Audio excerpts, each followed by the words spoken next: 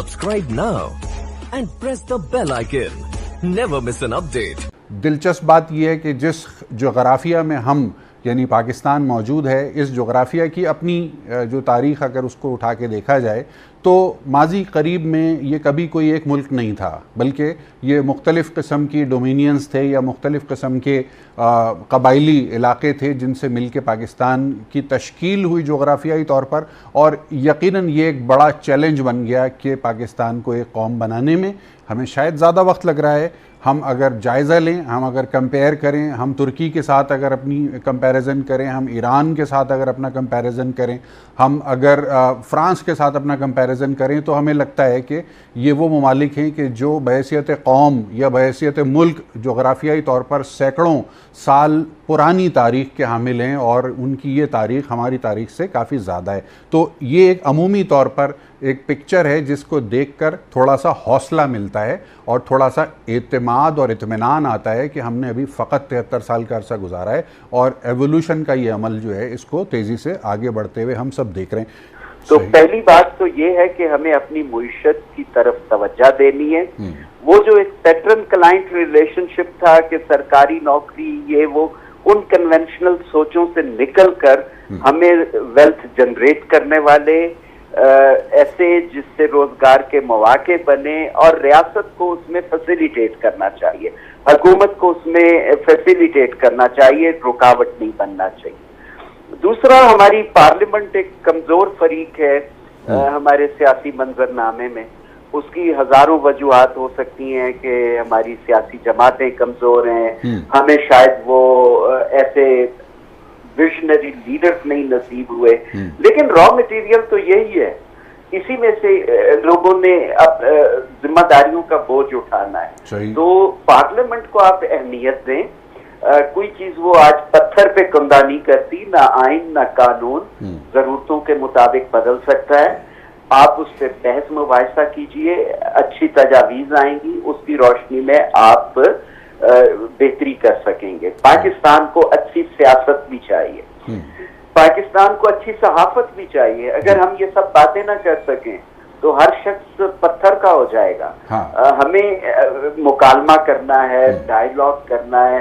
मैं गलत हूं तो गलती तस्लीम करूं, मैं मेरी राय में वजन है तो उसको अहमियत दी जाए। सोसाइटी को भी हमें बहुत रिफॉर्म करना है, बड़ी पिक्चर देखनी है। अब हम ग्रोहों में बढ़ते चले जा रहे हैं और बदकिस्मती है ये हमारी।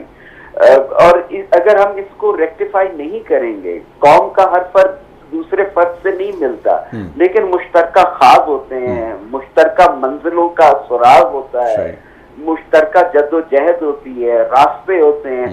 जब हम वहां पहुंचते हैं तो मुश्तरका खुशियां होती हैं। तो मैं तो यही कहूंगा कि उम्मीद के कैनवस पे एक बड़ी तस्वीर बनाई है पाकिस्तान की, उसे अपनी तमाम हिम्मतों, सलाहियतों और जितने भी हुनर हैं उसके रंग भरिए और फिर शायद हम पाकिस्तान एक बेहतर पाकिस्तान बना सकें। बहुत खूबसूरत बात कही। हमारे साथ ही रहिएगा। सईद मोहम्मद अली साहब सीनियर तज्जियाकार हमारे साथ मौजूद हैं। सर, स्वॉट एनालिसिस का सवाल मैंने आपके सामने रखा था, शुरू में गुफ्तगू में थोड़ा सा ऑडियो चैलेंज आ गया, तो यकीनन आपने पाकिस्तान की स्वॉट एनालिसिस, स्ट्रेंथ, वीकनेसेस, अपॉर्चुनिटी और थ्रेट कर रखी है।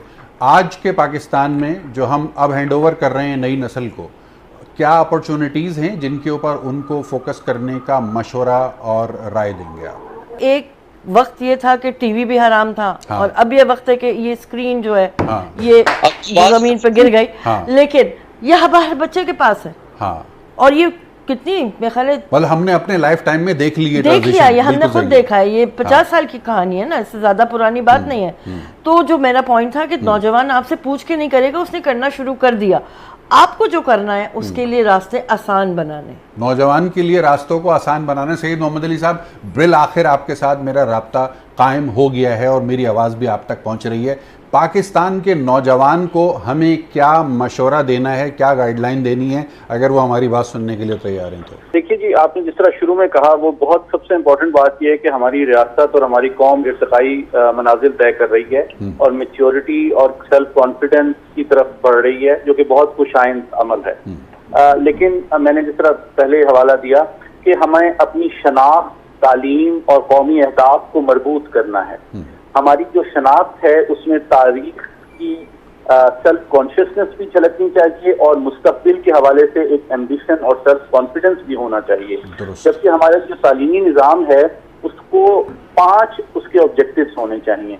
पहले उसमें एक आइडेंटिटी का बहुत स्ट्रॉन्ग सेल्फ कॉन्फिडेंस हमें इनकलकेट करने की यूथ में ज़रूरत है, स्किल सेट इनकलकेट करने की ज़रूरत है, क्रिटिकल थिंकिंग, प्रॉब्लम सॉल्विंग और एंटरप्रेन्योरशिप को प्रमोट करने की ज़रूरत है, ताकि हम सिर्फ मुलाजमत के ख्वाहिश अफरादी कुव्वत पैदा ना करें।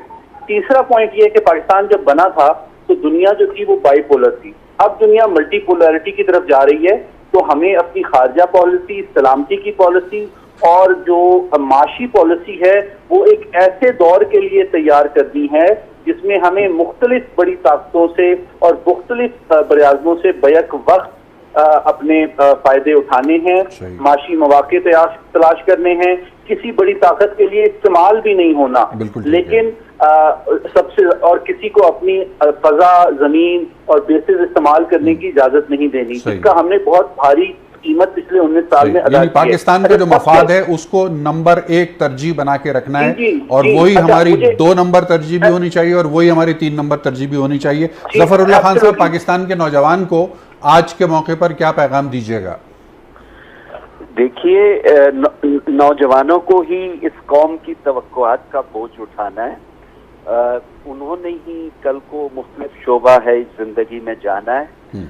तो जिस तरह तालीम की अहमियत से बात हो रही थी, तो तालीम बहुत ज़रूरी है। हमारे दस्तूर ने इस हक को तस्लीम किया है और अब हमारी बहसें तो मयारी तालीम की, क्रिटिकल थिंकिंग वाली, क्रिएटिविटी वाली, एंटरप्रेन्योरशिप वाली उसकी होनी चाहिए थी। लेकिन बदकिस्मती है कि आज भी 2.5 करोड़ बच्चा तालीमी इदारों से बाहर है और हम आज भी शायद ये जमानत नहीं दे पाएंगे कि जो बच्चा आज पैदा होएगा उसे स्कूल नसीब होएगा या नहीं। तो हमें तालीम को अपनी पहली तरजीह बनाना होगी। दूसरा एक देखना होगा कि जब हम छठी बड़ी आबादी हैं तो हम अक्सर छोटे छोटे मुल्कों की मिसाल देते हैं। आप सिर्फ कराची को ठीक कीजिए तो जनाब आपको यूरोप के 2-4 मुल्क ठीक कर रहे होंगे। सर, पूरी ऑस्ट्रेलिया की आबादी के बराबर है कराची की आबादी, माल्टा के साइज से और बहरीन के साइज से बड़ा है। तो हमारा जो चैलेंज है वो इतना बड़ा है कि अगर हम पाकिस्तान को ठीक कर रहे होंगे और उसको तमाम सिविक इंफ्रास्ट्रक्चर हो, सब कुछ हो, तो ये हम दुनिया के पता नहीं कितने ममालिक को ठीक कर रहे होंगे। ठीक है, बहुत बहुत शुक्रिया। फिजा शकील साहिबा, आखिरी 1 मिनट है हमारे पास। देखिए जी, इस वक्त हमारे जो तरजीहात की बात हो रही है, सारी बात हो रही है, हमारे ऊपर जो हुक्मरान तबका है या जो हुक्मरानी का तर्ज है, इम्पीरियलिज्म अभी तक हमारे मुल्क से गया नहीं है। हमने अपने अवाम को कभी बाख्तियार बनाने की कोशिश नहीं की क्योंकि हमारा कानून इजाज़त नहीं देता। हम अपने नौजवान को कोई पैगाम आज नहीं देंगे, सिर्फ उन्हें ये कहेंगे कि जो कर रहे हैं वो तनदही से करते रहें, वो मेहनत कर रहे हैं, हर जगह बच्चा मेहनत कर रहा है लेकिन उसको इक्वल अपॉर्चुनिटी नहीं मिल रही, उसको मेरिट नहीं मिल रहा, उसको आप चैनलाइज नहीं कर रहे। जो मैंने अभी बात की थी, मैं कराची में बेशुमार ऐसी तंजीमों के साथ काम करती रहती हूँ जो नौजवानों की तंजीमें जो काम करना चाहते हैं, जो काम करना जानते हैं। सही है, चैनलाइजेशन की जरूरत है। दूसरी बात यही है कि सिर्फ निज़ाम को सहल कीजिए। इस निज़ाम को जो बात हो रही है ना कि हम अभी तक अगर 5वीं या 6ठी बड़ी आबादी के हिसाब से बड़ा मुल्क है, क्योंकि पॉलिसीज हमारी जो हैं वो इंसान दोस्त, पाकिस्तानी दोस्त नहीं है। हमारी पॉलिसीज को इंसान दोस्त और पाकिस्तान दोस्त बनाया जाए, ये है वक्त की अहम। Subscribe now and press the bell icon. Never miss an update.